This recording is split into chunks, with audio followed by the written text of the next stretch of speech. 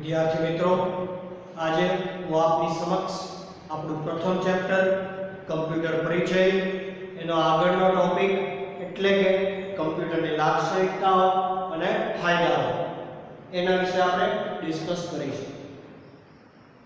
આગલા પીરિયડમાં આપણે જોઈ ગયા કમ્પ્યુટરના મૂળભૂત એકમો, એની કાર્ય પદ્ધતિ, એની કાર્ય લાક્ષણિકતાઓ.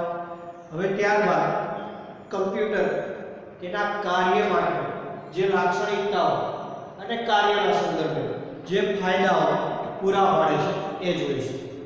કમ્પ્યુટરની લાક્ષણિકતાઓ અને ફાયદાઓ એ સૌપ્રથમ સ્વયં સંચાલન. પહેલા પણ કહ્યું, કમ્પ્યુટર એક ઇલેક્ટ્રોનિક મશીન, એક ઇલેક્ટ્રોનિક યંત્ર, ઇલેક્ટ્રોનિક ડિવાઇસ છે. અને બીજું કહ્યું કે તે મલ્ટીપર્પઝ મશીન કે જે બહુવિધ કાર્યો માટે વપરાય છે. ત્યારે ફર્સ્ટ સ્વયં સંચાલન એ એની પહેલી લાક્ષણિકતા કે ફાયદો કહી શકાય. ઓટોમેશન અથવા ઓટોમેટિક કે આપણે કહી શકાય કે જે સ્વયં સંચાલન, ઓટોમેટિક અથવા ઓટોમેશન. એક વખત કમ્પ્યુટરને માહિતી, ઇન્ફોર્મેશન કે ઇન્સ્ટ્રક્શન આપ્યા પછી કમ્પ્યુટર સ્વયં સંચાલિત રીતે પોતાનું કાર્ય પૂર્ણ કરે છે. તે ઓટોમેશન કે ઓટોમેટિક કહી શકાય. માહિતી, ડેટા કે ઇન્સ્ટ્રક્શન આપ્યા પછી આપણે તેને વારંવાર કહેવું કે ઇન્સ્ટ્રક્શન આપવી પડતી નથી. માટે એ તેની મુખ્ય લાક્ષણિકતા કે ફાયદો કહી શકાય સ્વયં સંચાલન, ઓટોમેશન કે ઓટોમેટિક. ત્યારબાદ ચોકસાઈ, એક્યુરેસી. મનુષ્ય પોતાના જીવનમાં એક કરતાં વધારે કાર્યો આપવામાં આવે કે એક જ સમયે અનેકવિધ કાર્યો આપવામાં આવે ત્યારે તેની ચોકસાઈનો પ્રશ્ન ઊભો થતો હોય છે. મનુષ્ય માટે એટલે કે આપણે માનવી માટે એ ચોકસાઈ રાખવી થોડી મુશ્કેલ છે. જ્યારે કમ્પ્યુટર એક ઇલેક્ટ્રોનિક મશીન હોવાની સાથે બહુવિધ કાર્યો એક જ સમયે કરતું હોવા છતાં પણ એક્યુરેસી એટલે કે ચોકસાઈ ધરાવે છે. ચોકસાઈ એ સંદર્ભે છે કે જો તમે કોઈ માહિતી, ડેટા કે ઇન્સ્ટ્રક્શન સાચી, મહત્વપૂર્ણ અને જરૂરી આપશો તો એ એના સંદર્ભે સાચું અને સરળ પરિણામ કે આઉટપુટ આપશે. જો આપણે ઉપયોગ કરતા ખોટી માહિતી, ખોટો ડેટા કે ઇન્સ્ટ્રક્શન આપીશું તો કમ્પ્યુટર ખોટી રિઝલ્ટ, ખોટું પરિણામ કે ખોટું જ આઉટપુટ આપશે. તેના માટે કમ્પ્યુટરની ચોકસાઈ એટલા માટે એના માટેનો એક વર્ડ છે અહીંયા GIGO, જેને આપણે કહીશું અહીંયા garbage in, garbage out. Garbage in અને ગાર્બેજ આઉટ. જો તમે ખોટી કે ભૂલવાળી માહિતી કે ઇન્સ્ટ્રક્શન કે ડેટા આપશો તો એ તમારું પરિણામ એટલે કે જે આઉટ કે આઉટપુટ કે પરિણામ છે, રિઝલ્ટ, એ પણ ભૂલ સાથે જ આવશે કે ખોટું આવશે. જેવી તમારી ડેટા એટલે કે માહિતી, ઇન્ફોર્મેશન કે ઇન્સ્ટ્રક્શન હશે એવા જ સંદર્ભે કાર્ય કરીને, પ્રોસેસ કરીને, એક્ઝિક્યુટ કરીને તમને પરિણામ મળશે.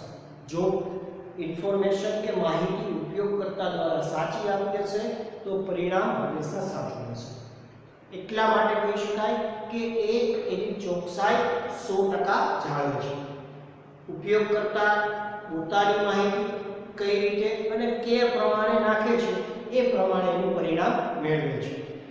ત્રીજો મહત્વનો લાક્ષણિકતા કે ફાયદો કહી શકાય લાંબા સમય સુધી ડેટાનો સંગ્રહ. પહેલા પણ એનો મૂળભૂત એકમ છે મેમરી સ્ટોરેજ. કમ્પ્યુટર ડેટા, માહિતીને ટૂંક સમય કે લાંબા સમય સુધી સંગ્રહ કરે છે. તમારી જરૂરિયાત મુજબ તમે ડેટા, માહિતી કે ઇન્ફોર્મેશનને ટૂંક સમય કે લાંબા સમય સુધી કમ્પ્યુટર કે કમ્પ્યુટરના અન્ય સાધનોની અંદર સંગ્રહિત કરી શકો છો. લાંબા સમય સુધી સંગ્રહ કરવાની ક્ષમતા જેને આપણે અહીંયા કહીશું લોંગ ટર્મ સ્ટોરેજ, જેને આપણે કહીશું લોંગ ટર્મ સ્ટોરેજ. આપણે હાર્ડ ડિસ્કની અંદર જેને આપણે HDD કહીએ છીએ, hard disk drive, CD, DVD pendrive USB, આપણે અહીંયા યુએસબી માટેનું ફૂલ ફોર્મ જોઈશું universal serial bus. Universal serial bus એ પહેલા સીડી એટલે કોમ્પેક્ટ ડિસ્ક, ડીવીડી એટલે ડિજિટલ વર્સેટાઇલ ડિસ્ક.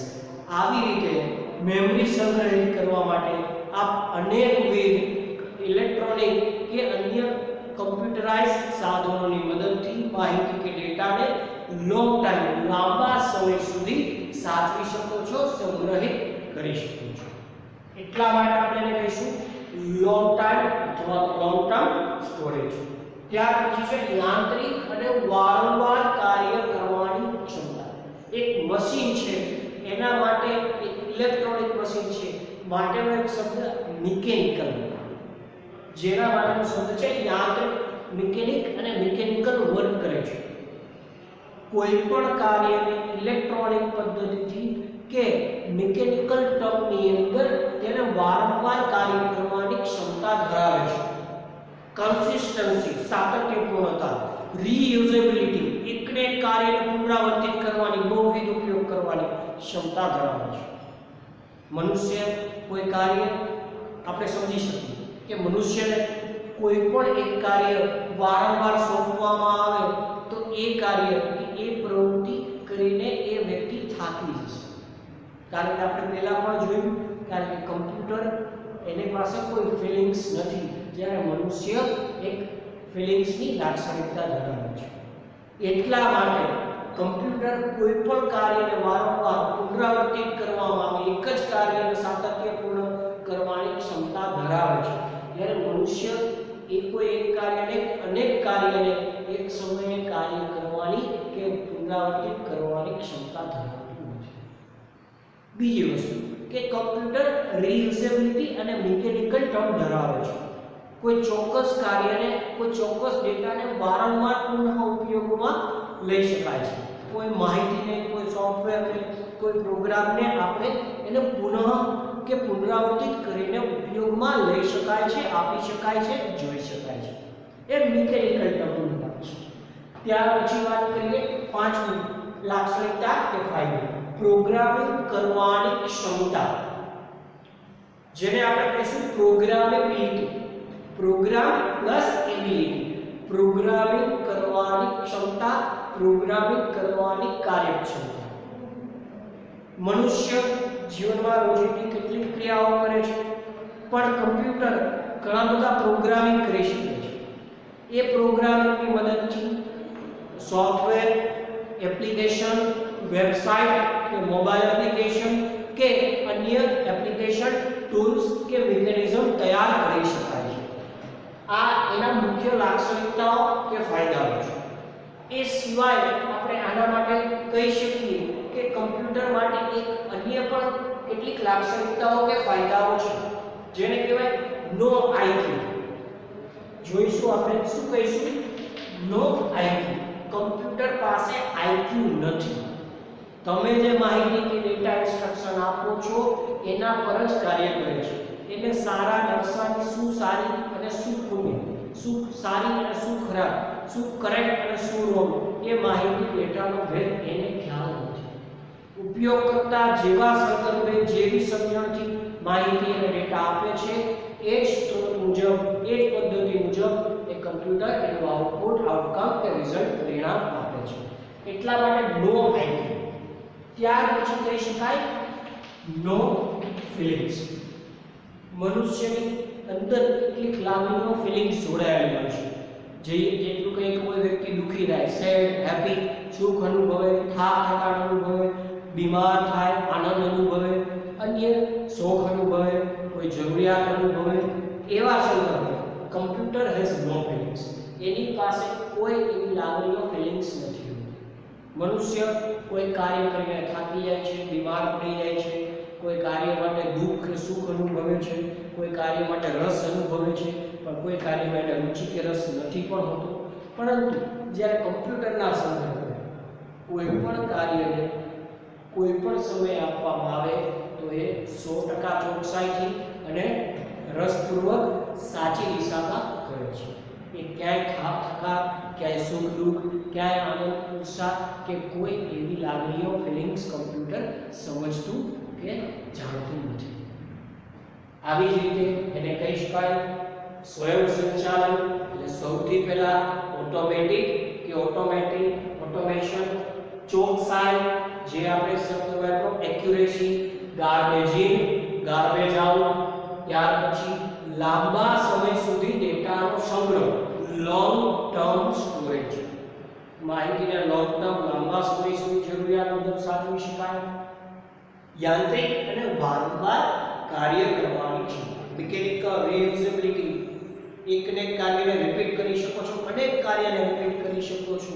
સાતત્યપૂર્ણતા, કન્સિસ્ટન્સી, પ્રોગ્રામિંગ કરવાની ક્ષમતા, પ્રોગ્રામેબિલિટી, પ્રોગ્રામ પ્લસ એબિલિટી એટલે program, software, database, application, website, mobile application બનાવવાની, ક્રિએટ કરવાની, વિકસિત કરવાની કાર્યક્ષમતા.